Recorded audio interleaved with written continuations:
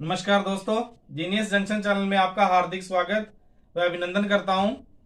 कल हमने समास शुरू किया है जिसका पहला प्रकार हो चुका है अव्ययभाव समास। शॉर्ट ट्रिक लेके आए थे आपके सामने।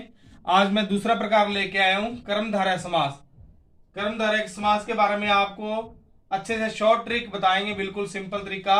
इसमें क्या करना है आपने, इसका पहला पद तो विशेषण होता है और दूसरा पद विशेष्य, ये ध्यान रखना।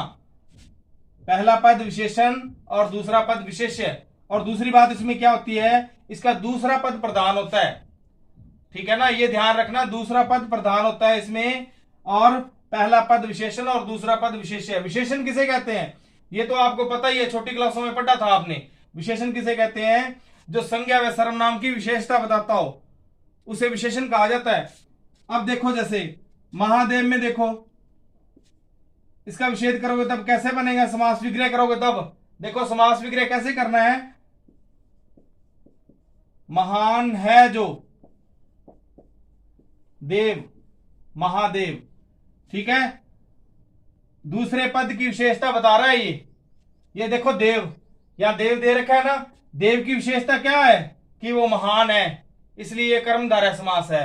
इसलिए पहला पद विशेषण और दूसरा पद विशेष्य हो, वहां पर कर्मधारय समास होगा। दूसरे पद की विशेषता बताएगा हमेशा ही इस समास में, यह ध्यान रखना। प्रधानमंत्री में देखो क्या बन जाएगा, इसका प्रधान है जो मंत्री।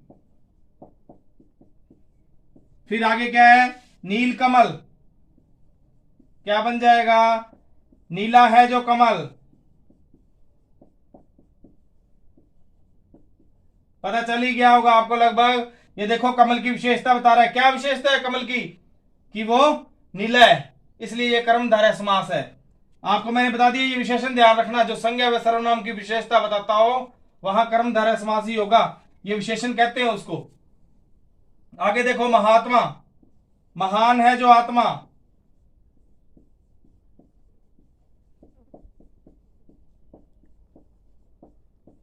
उसी प्रकार से नवयुग में देखो, नवयुग में भी कर्मधारय समास है।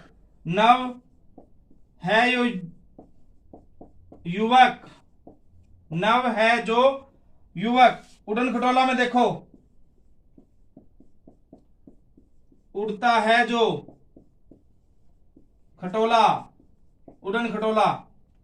अब देखो खटोले की विशेषता बता रहा है कि वो उड़ता है, इसलिए कर्मधारय समास है। भला मानस में क्या है,